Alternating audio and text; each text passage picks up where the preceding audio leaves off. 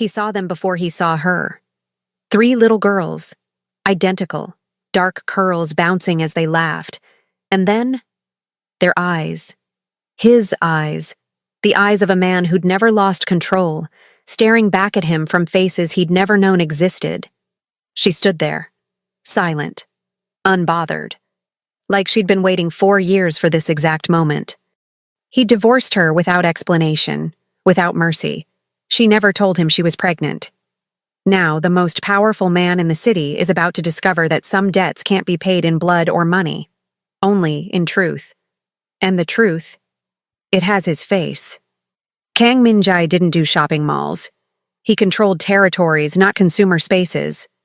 His world was boardrooms veiled in cigar smoke, warehouses where shipments arrived under moonlight, penthouses with bulletproof glass overlooking cities that bent to his will. At 31, he was untouchable, unreachable.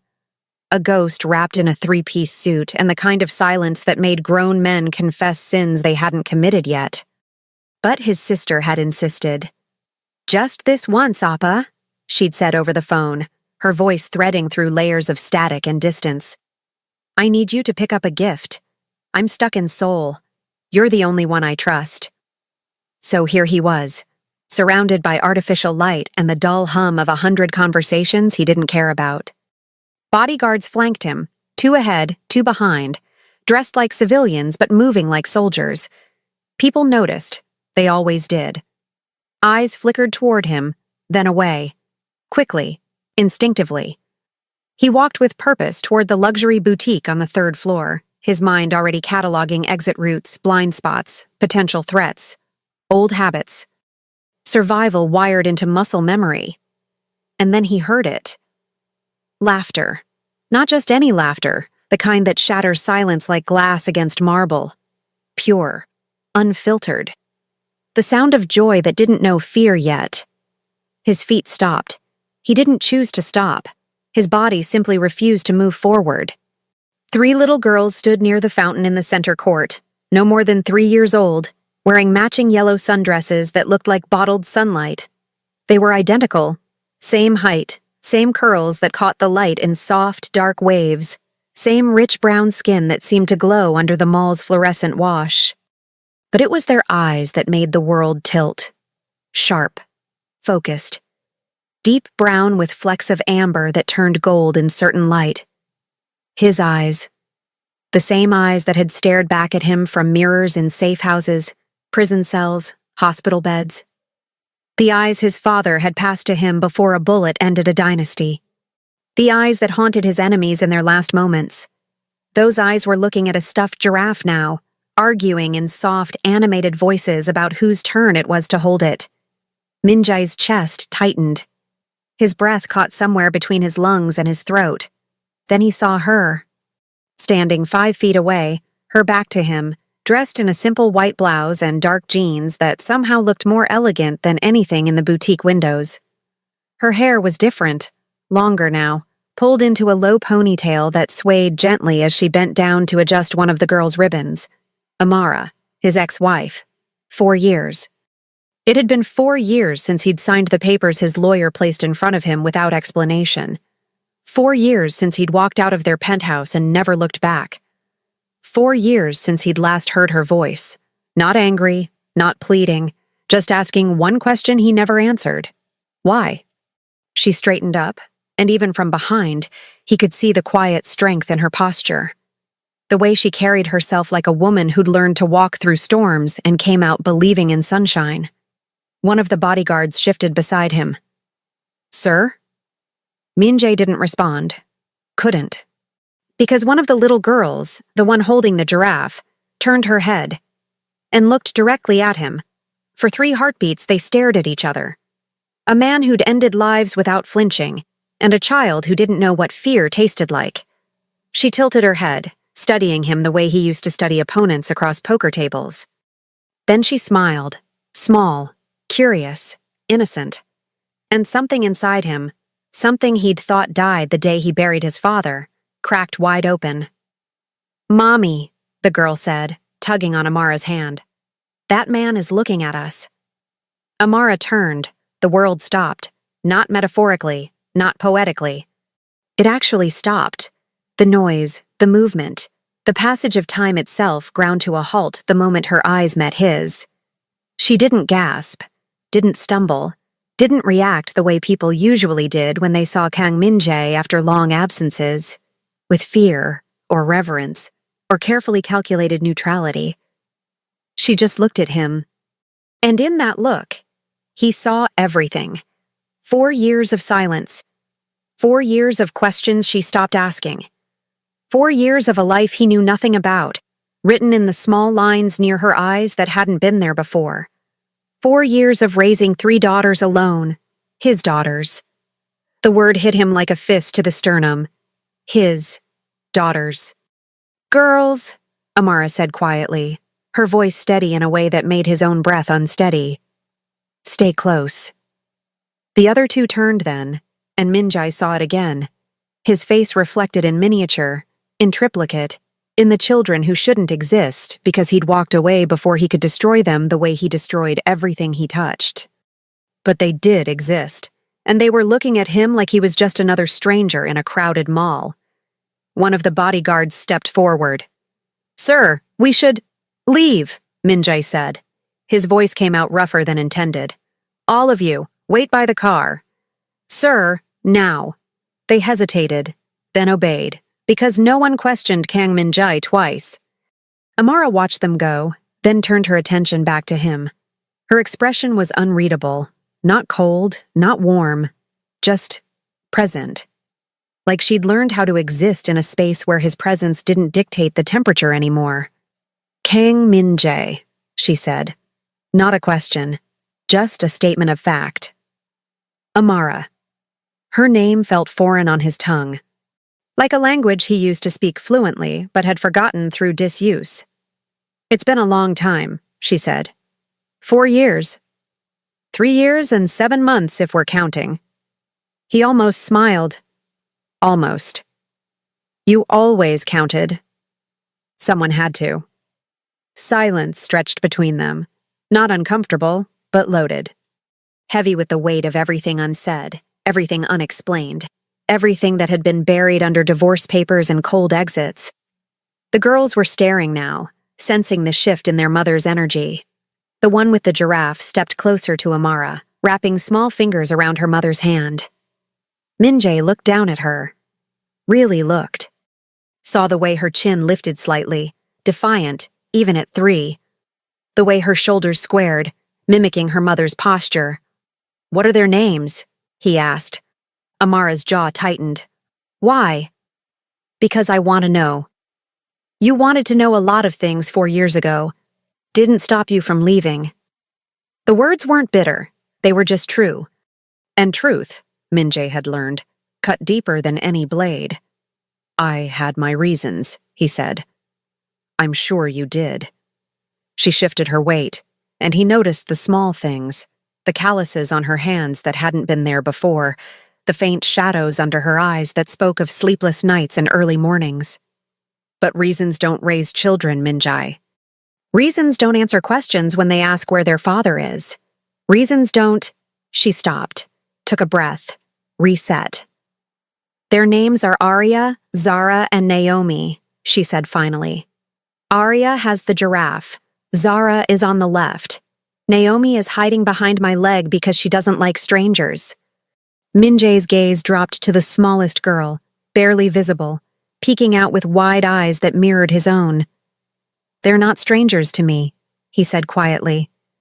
Amara laughed, soft, incredulous. You didn't know they existed until 60 seconds ago. I know now. And what exactly do you plan to do with that knowledge? Good question. He'd built an empire on knowing what to do, how to respond, when to strike, when to disappear.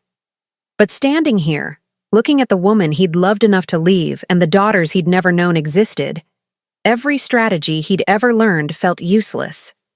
I don't know, he admitted. It was the most honest thing he'd said in 4 years. Amara studied him for a long moment. Then she crouched down, eye level with the girls. Say goodbye to the nice man, she told them gently. We need to finish shopping. But Mommy, Arya said, still clutching the giraffe. He has sad eyes. Min-jae felt something crack further. I know, baby, Amara whispered. Some people carry sadness. It's not our job to fix it. She stood, gathered the girls with practiced ease, and turned to leave. Amara. She paused, didn't turn around. I need to talk to you. You had 4 years to talk. I know. You chose silence. I know. Then live with it. She started walking. The girls followed, little hands in hers, yellow dresses disappearing into the crowd like sunlight fading at dusk. Min-jae stood there, alone in the middle of the mall, surrounded by people who didn't matter, watching the only people who suddenly did walk away. And for the first time since he was 16 years old, standing over his father's grave, swearing to become untouchable, Kang Min-jae felt something he'd forgotten how to name. Regret. Min-jae didn't sleep that night. He sat in his penthouse office on the 42nd floor, city lights bleeding through floor-to-ceiling windows, a glass of whiskey untouched on the mahogany desk in front of him. The room was silent except for the low hum of climate control and the distant pulse of traffic far below. His phone sat beside the whiskey, screen dark. No calls. No messages. Just the weight of a number he hadn't dialed in 4 years, saved under a name he'd told himself he'd deleted but never actually could. His head of security, Dae-won, had already delivered the report. Efficient. Thorough. No questions asked because Kang Min-jae's people knew better than to question. Amara Cross, age 29. Residence, small apartment complex in Brooklyn Heights. Occupation, freelance graphic designer, works from home. No criminal record, no debts, no romantic entanglements. Triplet daughters, Arya, Zara, Naomi. Born February 14th. Min-jae had stopped reading there. February 14th. 9 months after he'd left, she'd been pregnant, carrying 3 lives inside her while he signed papers that erased their legal connection. She'd gone through every appointment, every sleepless night, every fear and milestone alone. And she'd never told him. He should have been angry. Part of him wanted to be. But rage required righteousness, and Min-jae had forfeited that the moment he walked out without explanation. The intercom buzzed. Sir, Dae-won's voice crackled through. Your sister is online too. Min-jae pressed the button, put her through. A click. Then Ji-yeon's voice, bright and unbothered despite the 13-hour time difference. Did you get the gift? Min-jae looked at the empty space on his desk where a wrapped box should have been. No. Appa, she sighed. I sent you to one store, literally one. I got distracted. By what? You don't get distracted. You're like emotionally unavailable wall man. Nothing distracts you. He almost smiled. Almost. I saw Amara. Silence.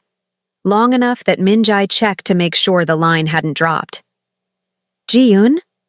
Amara, she repeated slowly, like testing the weight of a name she hadn't spoken in years. As in, your ex-wife, Amara. Yes. The woman you divorced for absolutely no reason and refused to talk about ever again? Yes. Wow. He could hear her shifting, probably sitting up in whatever hotel bed she was calling from. How is she?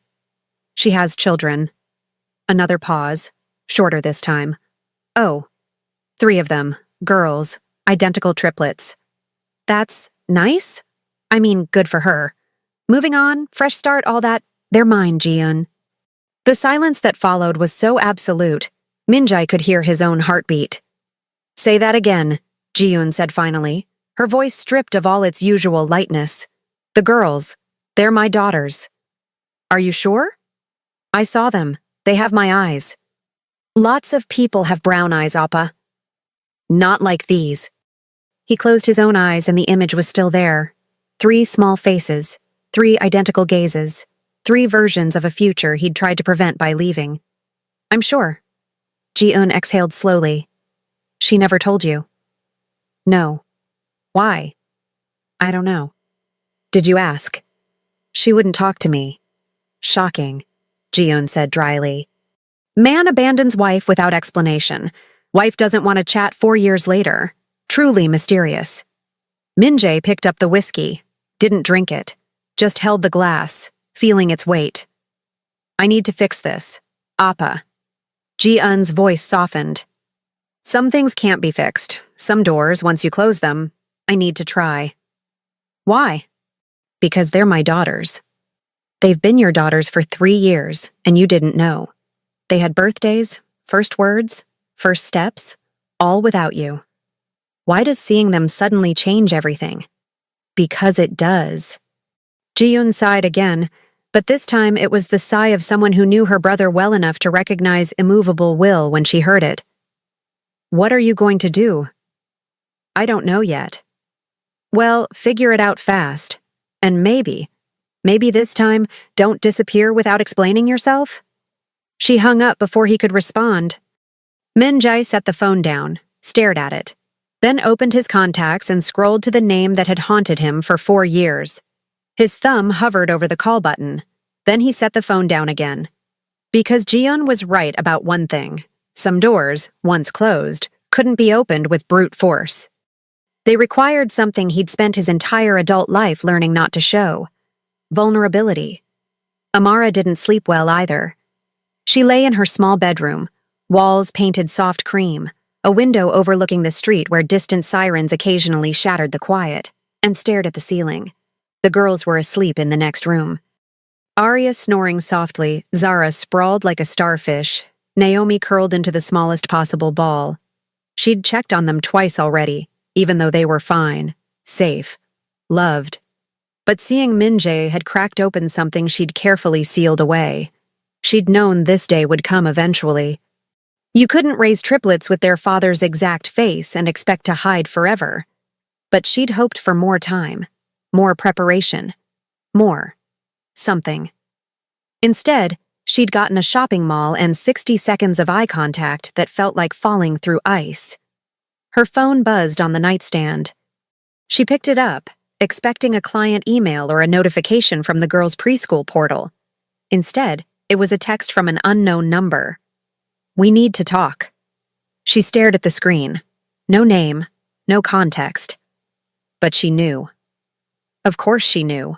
Because only one person in her life delivered demands disguised as requests with that kind of cold certainty. She typed back, "There's nothing to talk about." 3 dots appeared. Disappeared. Appeared again. Please. The word sat there on her screen like a foreign object. Kang Min-jae didn't say please. He said do this, or handle that, or nothing at all. But never please. She should have ignored it. Blocked the number. Gone to sleep and pretended the mall encounter had been a fever dream. Instead, she typed, "How did you get my number?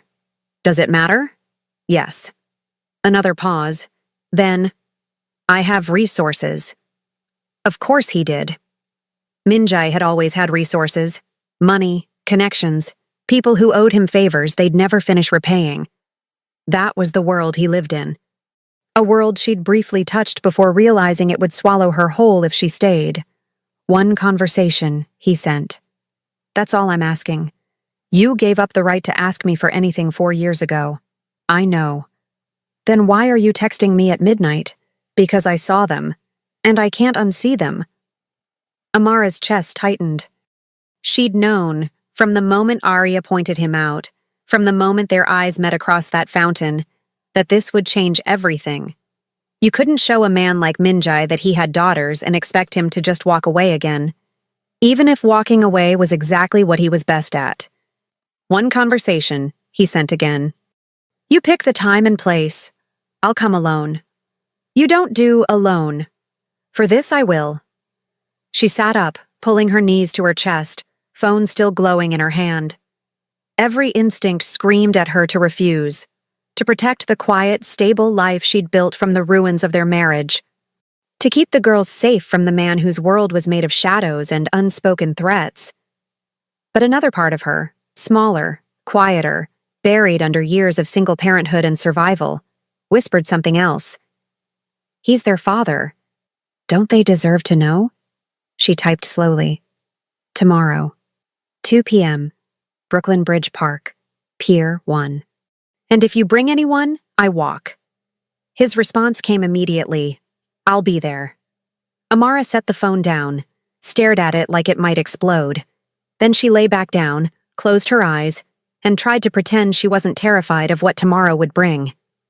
Minjai arrived 15 minutes early. The park was crowded. Joggers, tourists, couples walking hand in hand along the waterfront.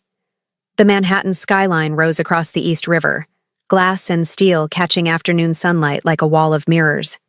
He stood near the railing, hands in the pockets of his black overcoat. No bodyguards, no backup, no contingency plan. Just him. It felt strange, exposed, like standing naked in the middle of a battlefield. He saw her before she saw him. She walked along the promenade, wearing a rust-colored jacket and jeans, her hair loose and moving slightly in the October breeze. No children with her this time. Just Amara, alone, looking like someone who'd learned how to carry the weight of the world without letting it show. She spotted him, stopped. For a moment, neither of them moved. Then she closed the distance, each step measured, deliberate. You came alone, she said when she reached him. I said I would. You've said a lot of things. Fair. She leaned against the railing beside him, close enough to talk, but far enough to maintain distance. They both stared out at the water. Why now? She asked quietly. Why, after 4 years of complete silence, do you suddenly care? I saw them. That's not an answer. It's the only one I have. Amara shook her head, a small, bitter smile tugging at her lips. You're unbelievable. You know that? I've been called worse. I'm sure you have. Silence settled between them, broken only by the distant sound of a ferry horn and the rhythmic lap of water against the pier. I didn't tell you I was pregnant, Amara said finally, because you left. You signed those papers and disappeared like I was a problem you solved. So I solved my own problem. They're not a problem. No, she agreed. They're not. They're the best thing that ever happened to me, but you don't get to know that. You don't get to show up and suddenly want to be part of their lives because you feel guilty. It's not guilt. Then what is it? Minjay turned to face her fully, saw the walls she'd built, higher, stronger than anything he could break through with money or influence. I left because I thought I was protecting you, he said. She laughed. No humor in it. Protecting me from what? From me. From my world. From what I am. And what are you, Minjai? He held her gaze. Someone who destroys everything he touches. Well, congratulations, she said softly. You succeeded. The words hit like a blade between ribs. I'm sorry, he said. And he meant it. Every syllable. Amara looked at him for a long time. Then she turned back to the water. Sorry doesn't change the past. I know. Sorry doesn't erase 4 years. I know. Sorry doesn't make you a father. I know that too. She exhaled slowly. Then what do you want from me? A chance. To do what? To be what I should have been from the beginning. Amara closed her eyes. You have no idea what you're asking. Then tell me. She opened her eyes, and in them, he saw exhaustion, fear, and something else, something that looked dangerously close to hope. They ask about you sometimes, she said. Not by name. They don't know your name. But they ask why they don't have a daddy like the other kids at preschool. Minjay's throat tightened. What do you tell them? I tell them that some families look different, that love doesn't always come in the same shape. Do they believe you? They're 3, Minjai. They believe everything I say. She paused. For now. What happens when they stop believing? I don't know. Her voice cracked slightly. I've been trying not to think about it. Minjay looked down at his hands, hands that had signed contracts, held weapons, built an empire on silence and strategy. Hands that had never held his daughters. Let me meet them, he said. Properly. Not as a stranger in a mall. And then what? You show up for a day, Play the doting father and disappear when things get complicated? Because that's what you do, Min-jae. You run. I won't run. How do I know that? You don't. At least he was honest. Amara turned to face him fully now, arms crossed, defenses locked in place. If I let you into their lives, and that's a massive if, you don't get to do this halfway. You're either all in, or you stay gone. I won't let you break their hearts the way you broke mine. I understand. Do you? She stepped closer, and for the first time, he saw anger flash in her eyes. Real, raw anger. Because being a parent isn't a business deal. It's not something you can delegate or strategize. It's showing up every single day, even when it's hard. Especially when it's hard. It's putting them first, always, no matter what. Can you do that? Min-jae met her gaze. I don't know, he said, but I want to try. Amara stared at him, searching for something, sincerity maybe, or proof that he was still the man who'd walked away without looking back. Whatever she found, it made her shoulders drop slightly. One meeting, she said finally, supervised, at my apartment. And if you scare them, or upset them, or make them feel anything less than safe, you're done. Understood? Understood. And Min-jae? She held his gaze. If you hurt them, I will make you regret every decision you've ever made. I don't care who you are or what you're capable of. He believed her.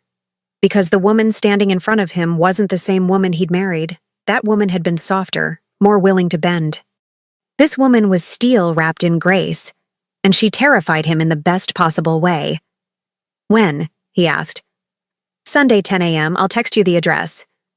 She started to walk away, then paused. And Min-jae? Yes? Don't bring gifts. Don't try to buy their affection. Just be human, if you remember how. Then she was gone, disappearing into the crowd, leaving him alone at the pier with the skyline at his back and the weight of Sunday morning pressing down on his chest. Sunday morning arrived wrapped in cold autumn air and the kind of nervous energy that made Min-jae check his reflection 3 times before leaving the penthouse. He'd chosen simple clothes, dark jeans, a charcoal sweater, leather jacket. No designer logos, no watch that cost more than most people's yearly rent. Just normal. Or as normal as someone like him could manage. Daewon had raised an eyebrow when Min-jae told him he was going alone. Sir, with all respect. I said alone. At least let me drive you. No. Then take the tracker. Daewon. Min-jae's voice carried the weight of finality. I'm visiting my daughters, not negotiating a territory deal. His head of security had nodded slowly, though the concern in his eyes remained. Now, standing outside Amara's building in Brooklyn Heights, Min-jae understood that concern. Because walking into an unsecured location without backup went against every survival instinct he'd honed over 15 years. But this wasn't about survival. This was about something infinitely more dangerous. Trust. He pressed the buzzer. Apartment 4C. Amara's voice crackled through the intercom. Yes? It's me. A pause. Then the door buzzed open. He climbed 4 flights of stairs, no elevator, he noted, and found her waiting in the hallway. Same rust-colored jacket from Friday. Hair pulled back. Expression carefully neutral. Rules, she said before he could speak. You follow my lead. If they get uncomfortable, we stop. If they want you to leave, you leave, and absolutely no talk about your work. Understand? Understood. She studied him for another moment, then opened the door. The apartment was small but warm. Cream walls covered with children's artwork, crayon drawings of flowers, stick figure families, abstract swirls of color. A tiny kitchen to the left, living room straight ahead with mismatched furniture that somehow worked together. Toys organized in bins near the window, everything clean, everything loved. Everything that could have been his, if he hadn't been a coward. They're in the living room, Amara said quietly. I told them a friend was coming to visit. A friend. I'm not explaining who you are until I know you're staying. Fair. She led him inside, and there they were. 3 little girls sitting on the carpet, surrounded by coloring books and crayons. They looked up simultaneously when he entered. 3 pairs of identical eyes locking onto him with the same focused intensity he used in boardrooms. Arya, he recognized her from the giraffe, tilted her head.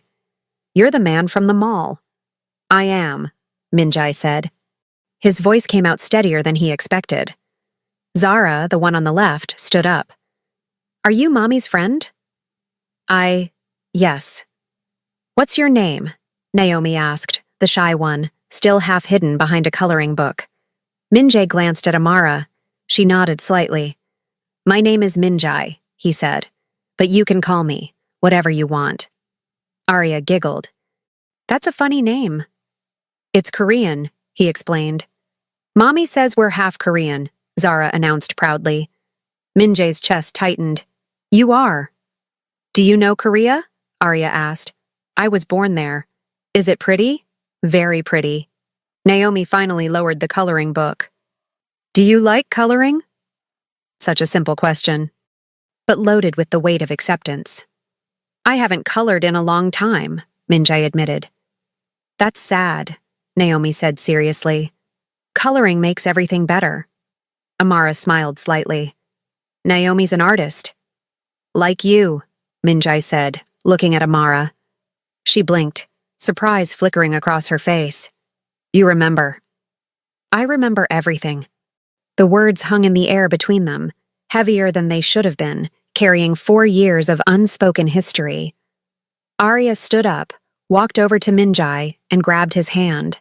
Her fingers were so small, so warm. Come sit with us, she said, tugging him toward the carpet. We're coloring a garden. Minjai looked at Amara. She nodded again, though her expression had shifted into something cautious. He let Arya lead him to the floor, folding his long frame into a cross-legged position that felt absurd and perfect all at once. Zara handed him a crayon. Green. You can do the grass, she instructed. Okay. And just like that, Kang Minjai, feared leader, ghost in a suit, man who'd built kingdoms on silence, sat on a worn carpet in a small Brooklyn apartment and colored grass with his daughters. An hour passed. Then 2. Minjai learned that Arya was the bold one, asking questions without hesitation, declaring opinions like facts. Zara was the organized one, making sure everyone had equal crayons, equal space, equal turns. And Naomi was the observer, quiet but deeply thoughtful, watching him with those mirror image eyes like she could see through the careful walls he'd built. Amara stayed nearby, working at the small kitchen table on her laptop, glancing up every few minutes to monitor the situation. Why are your hands so big? Arya asked at one point, holding her tiny palm against his. Because I'm an adult. Will our hands get that big? Probably not quite that big, Amara interjected gently. But they'll grow. I want big hands, Zara declared, so I can hold more crayons. Naomi, who'd been silent for a while, suddenly spoke up. Do you have a family? The question landed like a stone in still water. Minjai set down the blue crayon he'd been using for the sky. What do you mean? Like, a mommy and daddy and sisters and brothers? I have a sister, he said carefully. Her name is Ji-eun. She lives far away. Do you have a mommy and daddy? Amara tensed but didn't interrupt. I did, Minjai said, but they're not here anymore. Did they go to heaven? Naomi asked. Yes. Do you miss them? Such an innocent question, and the answer was so complicated. Every day, he said. And it was true. He missed the father who'd taught him chess and strategy. Missed the mother who'd sung lullabies in Korean before the world turned dark. Missed the version of himself who believed family could exist without danger. It's okay to miss people, Naomi said solemnly. Mommy says missing people means you loved them. Minjai looked at Amara. She was watching him with an expression he couldn't quite read, something between compassion and caution. Your mommy is very smart, he said. We know, all 3 girls said in unison. And despite everything, the weight of the past, the uncertainty of the future, the fear that he'd ruin this fragile moment, Min-jae smiled. A real smile, the kind he hadn't felt in 4 years. At noon, Amara stood up. "Okay, girls, time to clean up. We need to get ready for lunch." A chorus of protest rose, but Amara handled it with practiced efficiency, redirecting, encouraging, setting boundaries without raising her voice. Min-jae watched her work, fascinated by the quiet authority she wielded. This was her empire, small but powerful, and she ruled it with grace. "Can Min-jae eat lunch with us?" Arya asked. "He probably has other things to do." "I don't," Min-jae said quickly. Then, more carefully, "If it's okay with your mom." 3 pairs of eyes turned to Amara. She sighed. "Fine, but wash your hands first." The girls scattered toward the bathroom, arguing about who got to use soap first. Amara walked over to where Min-jae still sat on the floor. "You're good with them," she said quietly. "I'm trying." "I can tell." She extended a hand to help him up. He took it. Her palm was warm, familiar in a way that made his chest ache. When he stood, they were close, closer than they'd been since the mall. Close enough that he could smell the faint scent of her shampoo, something floral and clean. "Thank you," he said, "for this. Don't thank me yet. This is just one morning. I know. And it doesn't erase anything. I know that too." She pulled her hand away slowly. "They like you." "That scares me." "Good," Amara said. "It should. Because if you disappoint them, I won't. You don't know that." "No," he agreed. "But I'm going to try like hell not to." They stood there, suspended in the moment, surrounded by the sound of running water and children's laughter from the bathroom. "Why did you really leave?" Amara asked suddenly. "And don't give me the protecting you excuse. I want the truth." Min-jae looked down at his hands, hands that had done terrible things, hands that had just colored gardens with crayons. "Because my father died protecting his family," he said. "And I was terrified I'd fail the same way." "So you left instead." "So I left instead." Amara shook her head. "You're an idiot." "I know." "Your father died protecting his family. You abandoned yours." The words cut deep, true and brutal. "I'm trying to fix it," he said. "You can't fix it, Min-jae. You can only move forward." "Then let me move forward."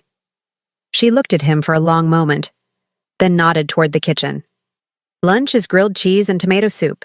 Nothing fancy." "Sounds perfect." And it was. They ate together, him, Amara, and 3 little girls who didn't know they were sitting with a man who commanded fear across the city. They just knew him as the quiet guy who was okay at coloring and made their mother smile when she thought no one was looking. After lunch, as Min-jae was putting on his jacket to leave, Naomi approached him. "Will you come back?" she asked. His heart stopped. "Do you want me to?" She nodded. "You make Mommy less sad." Min-jae glanced at Amara, who looked away quickly. "Then I'll come back," he promised. "When?" "Whenever your mom says it's okay," Naomi smiled. Then, without warning, threw her small arms around his legs in a hug that nearly broke him. Arya and Zara joined immediately, creating a 3-person embrace that felt like the closest thing to redemption he'd ever known. Over their heads, Min-jae met Amara's eyes. She was crying. Silent tears sliding down her cheeks, but she wasn't wiping them away. He mouthed, "I'm sorry." She mouthed back, "I know." And for the first time in 4 years, Kang Min-jae allowed himself to believe that maybe, just maybe, some broken things could be rebuilt. Not fixed, but rebuilt. Into something new. A quick announcement before we begin. Channel members get access to exclusive videos, weekly content, and early access to videos before they go live on the channel. To join, just click Join here on YouTube. And if you'd like to support the growth of the channel, the available support options are listed in the description. Let's start. 3 weeks became 3 months. Min-jae visited every Sunday at 10 a.m. No bodyguards, no phone calls during visits. Just him, showing up, learning how to be present in a life he'd never thought he deserved. He learned that Arya could negotiate like a seasoned diplomat, always securing an extra 10 minutes before bedtime. That Zara arranged her toys by color and size, a tiny architect building order from chaos. That Naomi drew pictures of things she felt but couldn't say, storms and sunshine existing on the same page. He learned that Amara took her coffee black, worked late into the night after the girls slept, and still wore the small silver bracelet he'd given her on their first anniversary, though she claimed it was just habit. He learned that being a father wasn't about grand gestures or strategic planning. It was about showing up, again and again, even when you didn't know what to say, especially then. But outside the walls of apartment 4C, his other world continued. Territory disputes, revenue collection, meetings where silence carried more weight than words. He compartmentalized with surgical precision, Min-jae the father on Sundays, Kang Min-jae the rest of the week, until the day those worlds collided. It was a Tuesday when Daewon entered his office without knocking. That alone told Min-jae something was wrong. "Sir," Daewon said, closing the door behind him. "We have a problem." Min-jae looked up from the contracts spread across his desk. "Define problem." "Victor Kozlov knows about the girls." The words hit like ice water. Victor Kozlov, Russian enforcer, ambitious, brutal, currently making moves into territories Min-jae had held for 5 years. They'd been circling each other for months, threats disguised as business proposals, tension building like pressure behind a dam. "How?" Min-jae asked, his voice dangerously quiet. "Someone talked. We're tracking the leak now." "And what does Victor know exactly?" Daewon's jaw tightened. Names, ages, address. Min-jae stood slowly. The city stretched out behind him through the windows, millions of lights that suddenly felt like a million vulnerabilities. "Get a protection detail on Amara's building, discreet." "She doesn't know they're there." "Already done, sir, but there's more." Of course there was. "Victor sent a message. He wants a meeting. Says if you don't come, he'll send his regards to apartment 4C. Min-jae's hands curled into fists on the desk. "When?" "Tonight. Pier 76, midnight. A warehouse, isolated, every tactical disadvantage." Which meant Victor wanted blood, not conversation. "Tell the team to prepare," Min-jae said.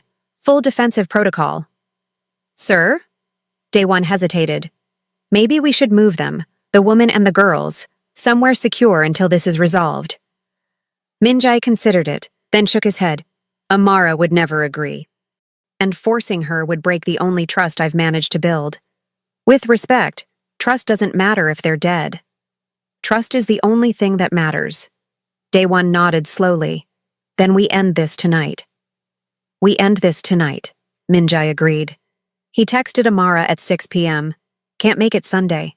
Something came up." She replied an hour later. "Everything okay?"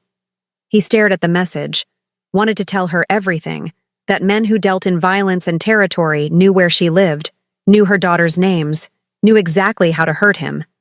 Instead, he wrote, "Yes. Just work." Another lie. Another brick in the wall he'd rebuilt between them. But this time, he told himself, the lie was protection. 3 dots appeared, disappeared, appeared again. "The girls will miss you." His chest tightened. "I'll make it up to them. You better." Then, "Min-jae?" "Yes? Be careful." He stared at those 2 words for a long time. "Always," he lied. Pier 76 at midnight was exactly what Min-jae expected. Abandoned warehouses, broken glass catching moonlight, the East River lapping against rotted wood. He arrived with Daewon and 4 others, all armed, all ready. Victor was already there, flanked by 6 of his own men.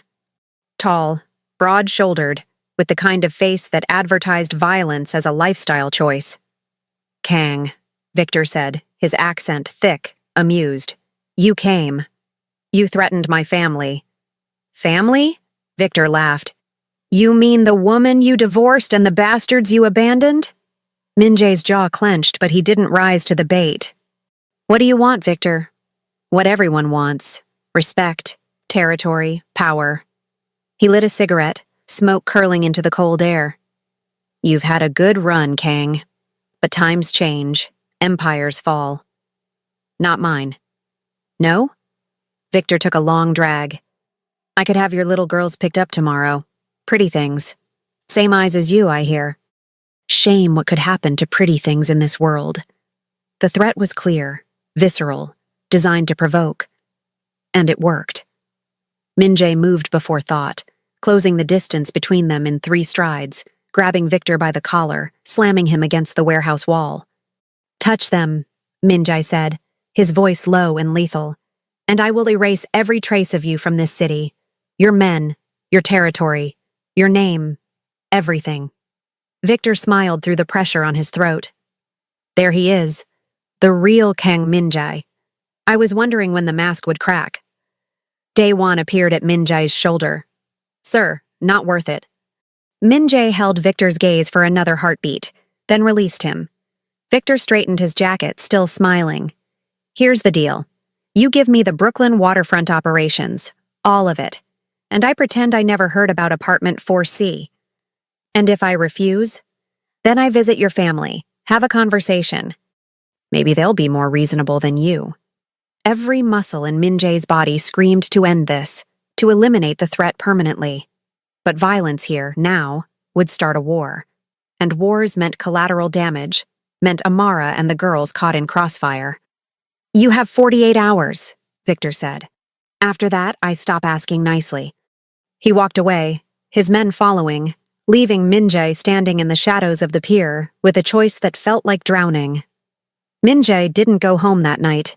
He drove to Brooklyn, parked across the street from Amara's building, and watched the dark windows on the 4th floor. His protection team was in place. 2 in a van half a block down, 1 in the building across the street, 1 posing as a night jogger. They were good, professional, but good wasn't enough against someone like Victor. His phone buzzed. Daewon. What's the call? Min-jae typed, I need options. Option 1, give him Brooklyn. We rebuild elsewhere. Option 2, we move the family. Secured location. Round-the-clock protection. Option 3, a long pause. Then, we eliminate the threat. Min-jae stared at the words. Option 3 meant war, meant bodies, meant becoming exactly what he'd tried to protect Amara from 4 years ago. But it also meant his daughters could sleep safely. Meant Amara didn't have to look over her shoulder. Meant the life he was trying to build wouldn't be held hostage by men like Victor Kozlov. He was still staring at the phone when the light in Amara's apartment turned on. 4th floor, living room window. He checked his watch. 2:47 a.m. Then his phone rang. Amara's name on the screen. He answered. Is everything okay? I could ask you the same thing. Her voice was quiet, careful. There's a man across the street sitting in a car. Has been for 3 hours. Want to tell me why? Of course she'd noticed. It's nothing, he said. Min-jae, don't lie to me. Not about this. He closed his eyes. I'm handling something. It's complicated. Does it involve me and the girls? Silence. Min-jae, does it involve us? Potentially. He heard her inhale sharply. Are we in danger? Not if I handle this correctly. That's not an answer. Amara, come upstairs. What? You heard me. Come upstairs. If we're having this conversation, we're having it face to face. The line went dead. Min-jae sat there for a moment, then got out of the car and crossed the street. She was waiting at the door when he reached the 4th floor, wearing sweatpants and an oversized Columbia hoodie, hair tied back, eyes sharp despite the hour. Inside, she said. He followed her into the apartment. Everything was dark except a small lamp in the corner. Amara turned to face him, arms crossed. Talk. So he did. He told her about Victor, about the threats, about the protection team, about the choice he was facing. When he finished, Amara was silent for a long time. So let me get this straight, she said finally. Because you're involved in whatever you're involved in. Some Russian gangster knows where we live and is threatening my children. Our children. Don't. Her voice cracked. Don't you dare claim them now as leverage in your guilt. That's not. This is exactly what I was afraid of. She kept her voice low, conscious of the girls sleeping in the next room, but fury radiated from every word. This is why I didn't tell you I was pregnant. Because your world, it destroys everything it touches. I'm fixing it. By doing what? Giving up your territory? Starting a war? Moving us like we're chess pieces? By protecting you. I don't need your protection, Minjai. I need you to not bring danger to my door in the first place. The words hung between them, brutal and true. You're right, he said quietly. She blinked. What? You're right. This is my fault. All of it. And I'm sorry. Amara's anger wavered, replaced by something that looked like exhaustion. Sorry doesn't fix this. I know. She walked to the window, stared out at the street below. What are you going to do? Whatever it takes to keep you safe. Even if it means going back to being the person you were? The person who walked away? Minjai stepped closer. I'm not walking away. Not this time. Then what? He stood beside her at the window. I'm ending this. Permanently. Amara turned to look at him, and in her eyes he saw fear. Not for herself, for him. Don't do anything stupid, she said. Define stupid. Don't die trying to fix something that might not be fixable. They're worth it, he said. You're all worth it. Amara's expression softened slightly. They ask about you, you know, during the week. When is Minjai coming? Why can't he visit more? Does he like us? His throat tightened. What do you tell them? I tell them you're busy, that you care about them very much, that sometimes grown-ups have complicated lives. Do they believe you? For now. She paused. But, Minjai, if you're going to be in their lives, you have to actually be in their lives, not just Sundays, not just when it's convenient, and definitely not if it means they'll lose you to violence. I understand. Do you? Because I lost you once already. I survived. But them? She glanced toward the bedroom where 3 little girls slept, unaware of the storm gathering around them. They're just starting to trust you. If something happens, nothing will happen. You can't promise that. No, he agreed, but I can try. Amara studied him for a long moment. Then she did something unexpected. She reached out and took his hand. Then try, she said softly. But don't try alone. What do you mean? I mean, for once in your life, let someone help you carry the weight. Minjai looked down at their joined hands. 4 years ago, he'd let go, walked away, convinced himself that solitude was safety. But standing here now, feeling the warmth of her palm against his, he understood what he'd actually been. Not safe. Just alone. Okay, he whispered. Okay? I'll try not to do this alone. Amara squeezed his hand once, then released it. Go, she said. Handle whatever you need to handle, but Minjai? Yes? Come back. They need you. She didn't say I need you, but he heard it anyway. Minjai didn't sleep. He returned to the penthouse, gathered his core team, and laid out the situation with clinical precision. Victor wants war, he said, standing at the head of the conference table. But war is expensive, messy, and it puts innocent people at risk. Daewon leaned forward. So what's the alternative? We give him what he wants. Silence crashed through the room. Sir, one of the lieutenants said carefully, giving up Brooklyn waterfront means losing 20% of our revenue. I know. It also makes us look weak.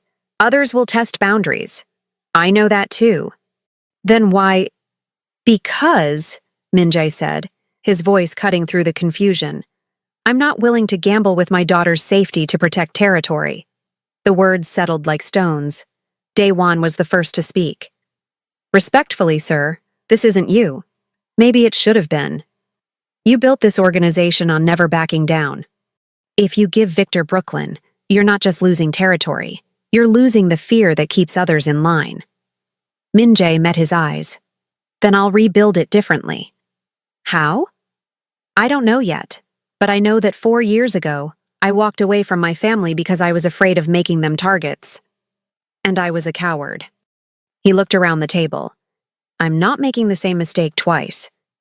Another lieutenant spoke up. What if we negotiate? Offer something else? Victor doesn't want something else. He wants to prove he can take from me. So we let him? We let him think he's won, Minjai said slowly. And then we rebuild smarter, quieter, without making my family visible targets. It wasn't a perfect plan, but it was the only one that didn't end with Amara and the girls caught in crossfire. I need 48 hours, Minjai said. Move assets out of Brooklyn. Secure alternate revenue streams. Make this look like a strategic retreat, not a surrender. And then? And then we make sure Victor understands that mercy isn't weakness. The next day, Minjai picked up the girls from preschool. He'd asked Amara that morning, a text that said simply, "Can I help today?" Her response, "They get out at 3. Don't be late." He arrived at 2:55, standing outside the small building with a handful of other parents and caregivers. Most of them looked at him with vague curiosity. Tall Korean man in expensive but understated clothes, clearly out of place in the world of juice boxes and permission slips. The doors opened. Children spilled out like a flood of noise and color. And then he saw them. Arya spotted him first. Her eyes went wide, then she was running, full speed, backpack bouncing, nearly tripping over her own feet. Minjai! She crashed into his legs with the force of a tiny meteorite. Zara and Naomi were right behind her, creating a 3-person embrace that knocked the breath from his lungs in the best possible way. What are you doing here? Arya demanded, looking up with those mirror image eyes. Your mom said I could pick you up. Where is Mommy? Naomi asked. Working. I'm taking you to the park. 3 gasps of delight. Can we get ice cream? Zara asked. If you eat actual food first. Deal! They walked to the nearby park hand in hand, Arya on his left, Naomi on his right, Zara alternating between holding his hand and running ahead to announce their progress. Minjai felt eyes on him, other parents, security cameras, the weight of a world that always watched. But for the first time in his life, he didn't care. Let them watch. Let them see Kang Minjai, the feared ghost of the city's underworld, being dragged toward a playground by 3 little girls who didn't know fear. At the park, he learned that pushing someone on a swing required specific timing. That underdog was apparently the highest honor a swing pusher could achieve. That sandcastles needed moats, and moats needed water, and water required negotiation with other children at the water fountain.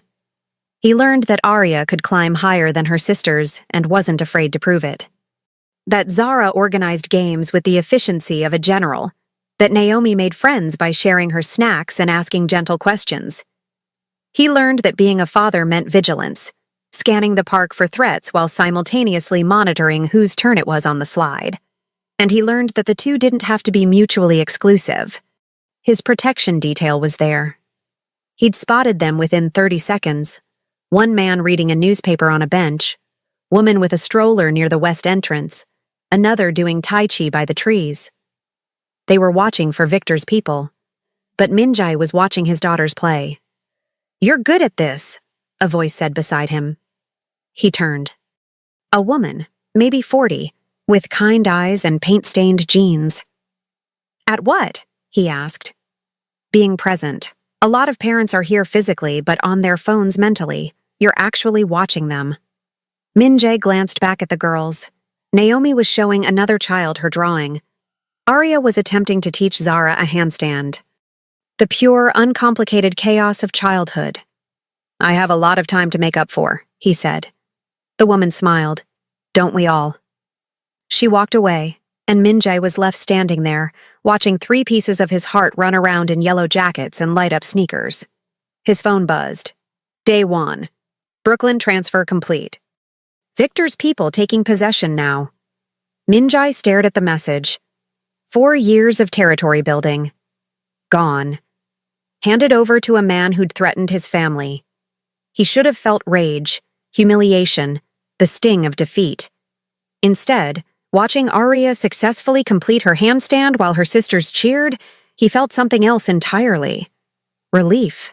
He typed back, "Good, keep monitoring. Let me know if he makes any moves." Then he put the phone away and walked over to where his daughters were celebrating. "Did you see?" Arya asked breathlessly. "I saw. That was incredible. Can you do a handstand?" "Not anymore." "Why not?"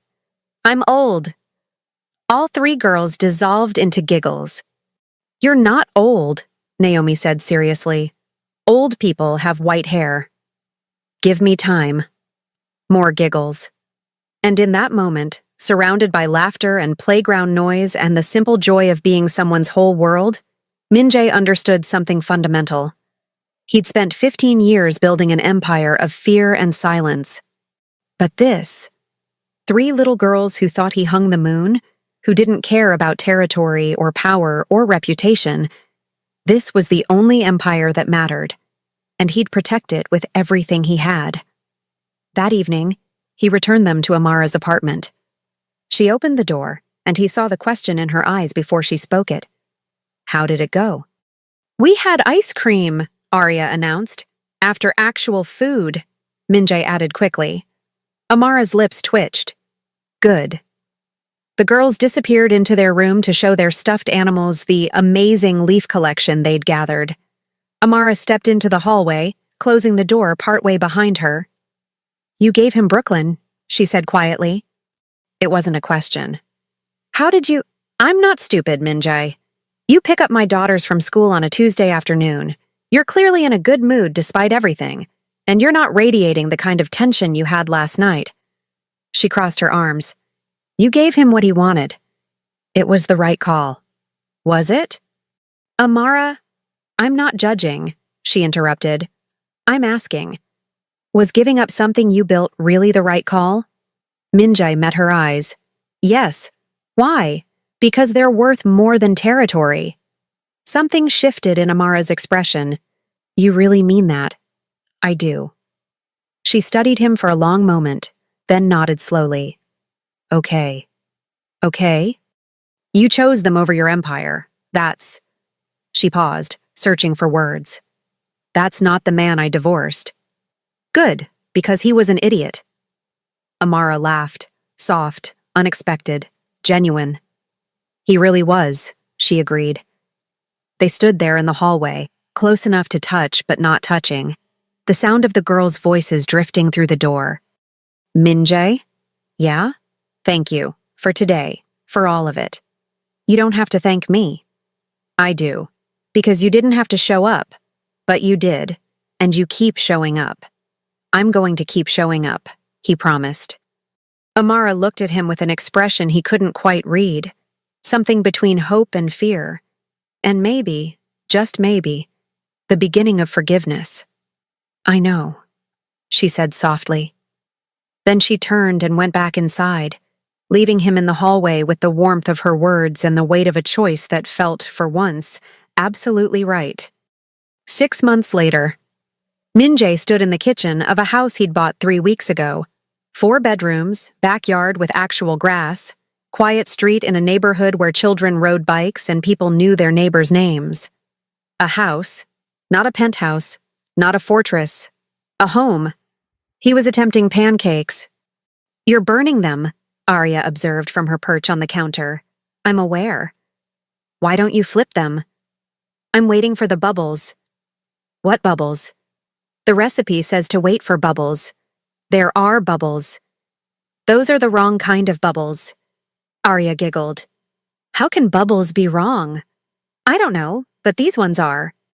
Zara wandered in, carrying a book about dinosaurs. "Mommy makes better pancakes." "Everyone makes better pancakes than me," Min-jae admitted. "Then why are you making them?" Naomi asked, appearing in the doorway. "Because your mom is sleeping, and it's Sunday. And Sundays mean pancakes." "Even bad pancakes?" "Especially bad pancakes."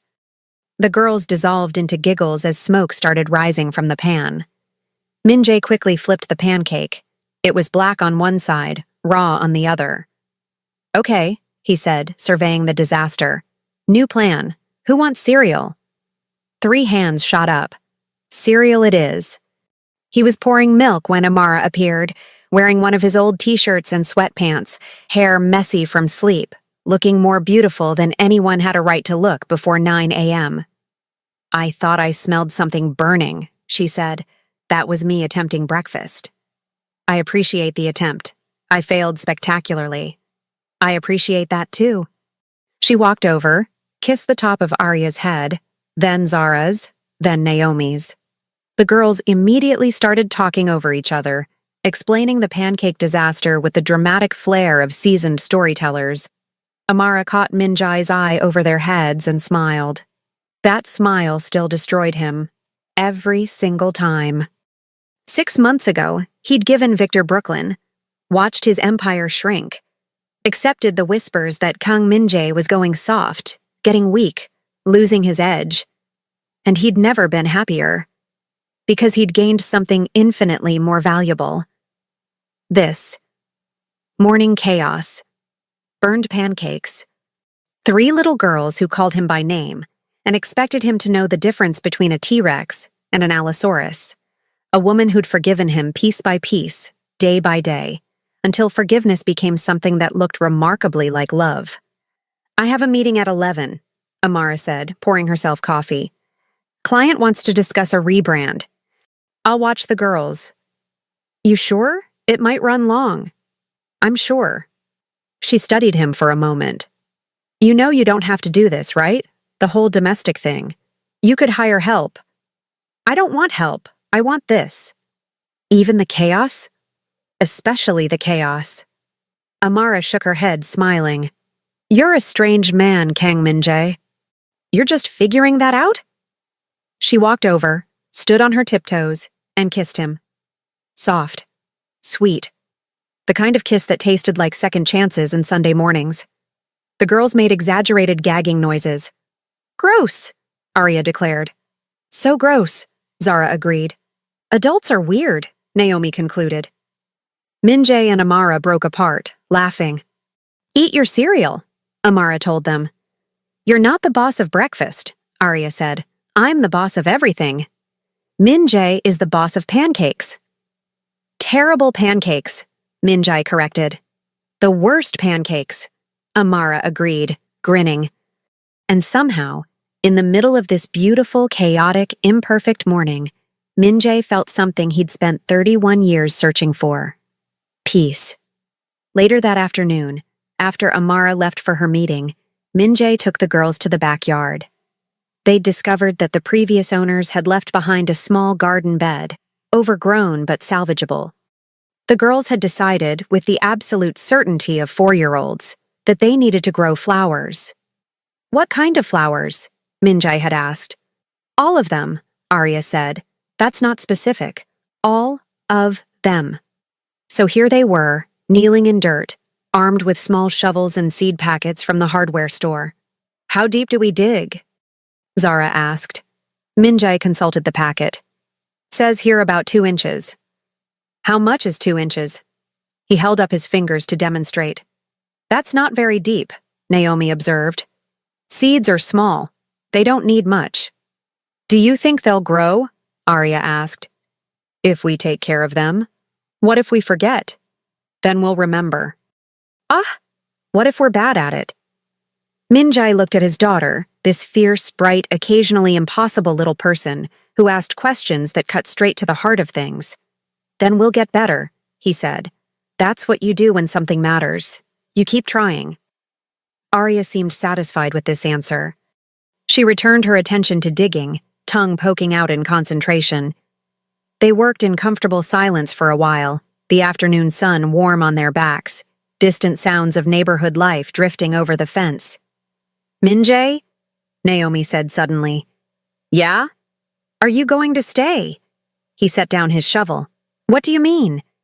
"Buy some kids at school, their dads leave, and don't come back."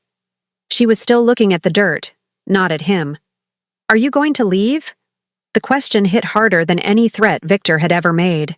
Minjae moved closer, kneeling beside her. "Naomi, look at me." She did. Those eyes, his eyes, filled with worry too big for a 4-year-old to carry. "I'm not going anywhere," he said firmly. "I'm staying.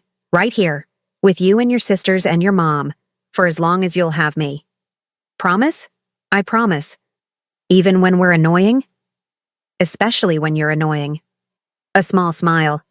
We're pretty annoying. The most annoying, he agreed solemnly. Naomi threw her arms around his neck, getting dirt all over his shirt. He didn't care. Arya and Zara joined the hug without needing an invitation, creating a tangle of small limbs and laughter, and the kind of love that didn't require explanations. When they finally pulled apart, Arya had dirt on her face. You have dirt on your face, Minjai said. So do you. He wiped his cheek. His hand came away muddy. We're all dirty, Zara announced happily. Mommy's going to be mad, Naomi said. Mommy's going to laugh, Minjai corrected. And she did. When Amara came home 2 hours later and found all 4 of them covered in dirt, sitting in the grass, eating popsicles, she stopped in the doorway of the back door and just laughed. Real laughter. The kind that lit up her whole face. I was gone for 3 hours, she said. 3 hours is a long time, Minjai replied. Clearly. She walked over, surveyed the garden bed, now planted, watered, marked with handwritten signs declaring Arya's flowers, and Zara's flowers, and Naomi's flowers. You actually planted them. We did. Think they'll grow? If we take care of them? Amara looked at him, really looked. And in her eyes he saw everything they'd been through. The marriage, the divorce, the years apart, the slow rebuilding. You've changed, she said quietly. Is that bad? No. She reached out, brushed dirt off his shoulder. It's good. Really good. Good enough to maybe try this, officially? Her hand stilled. Try what? This. Us. Not as ex-husband and baby father, but as partners in all of it. Amara's breath caught. Minjai. I know I don't deserve it. I know I walked away. I know I have 15 years of a life you don't fully understand. But I'm asking anyway. He took her hand. Give me another chance. A real one. The girls had gone quiet, sensing the weight of the moment even if they didn't understand it.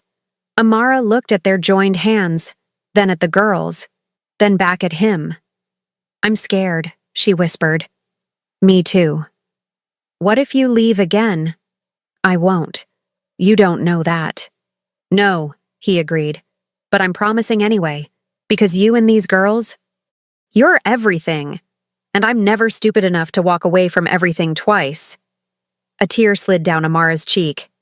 You're going to have to work for this, she said. It's not just about showing up on Sundays anymore. I know. You're going to have to let me in, really in, no more walls. I know. And if you hurt them, you'll make me regret every decision I've ever made. I remember. Amara laughed through her tears. Damn right I will. So is that a yes? She looked at him for a long moment. Then she smiled, tremulous, hopeful, brave. It's a yes. The girls erupted in cheers, though Minjai suspected they just liked the energy, not the actual content. He pulled Amara close, kissed her forehead, and felt the last piece of something broken finally click back into place. I love you, he said. I should have said it 4 years ago, but I'm saying it now. I love you. I love them. And I'm not going anywhere. I love you too, Amara whispered, even though you make terrible pancakes. Especially because I make terrible pancakes. She laughed against his chest, and he held her there, surrounded by 3 little girls and a garden that might grow, in a backyard that was theirs, in a life he'd never thought he deserved. Kang Min-jae had built an empire of fear and silence. But this small, chaotic, perfectly imperfect family, was the only empire worth keeping. And he would protect it with everything he was. Not as a ghost in a suit, but as a father. A partner. A man who'd learned that strength wasn't about walls. It was about letting people in. And staying. Epilogue. 3 years later, the garden had grown. Wildflowers now spilled over the edges of the bed, blues and yellows and purples that the girls watered religiously every Saturday morning. Min-jae stood at the kitchen window, watching 7-year-old Arya teach 6-month-old baby Elijah how to smell flowers. "Gently," she instructed, her voice serious. "You can't eat them." Elijah, sitting in his bouncer, gurgled and immediately tried to eat them anyway. Amara appeared beside Min-jae, sliding an arm around his waist. "She's going to be a great big sister," she said. "They all are." Indeed, Zara was organizing a flower show with elaborate categories, and Naomi was drawing a sign that said, "Welcome to the garden," in careful letters. "You happy?" Amara asked. Min-jae looked at her, his wife of 2 years, mother of his 4 children, the woman who'd given him more chances than he deserved. "Impossibly," he said. She smiled, kissed him, pulled away when Elijah started crying. "Duty calls," she said. "I've got him." Min-jae walked outside, scooped up his son, and was immediately mobbed by 3 daughters who wanted to show him everything. The flowers, the sign, the elaborate ranking system. And standing there, holding his baby son while his daughters talked over each other in joyful chaos, Min-jae understood something he'd spent 35 years learning. Power wasn't about control. Love wasn't about walls. And family was about showing up every single day. Even when it was hard. Especially when it was hard. He'd walked away once, but never again. Because this beautiful, messy, perfect life was the only empire that mattered. And he was finally home. A quick announcement before we begin. Channel members get access to exclusive videos, weekly content, and early access to videos before they go live on the channel. To join, just click Join here on YouTube. And if you'd like to support the growth of the channel, the available support options are listed in the description. Let's start.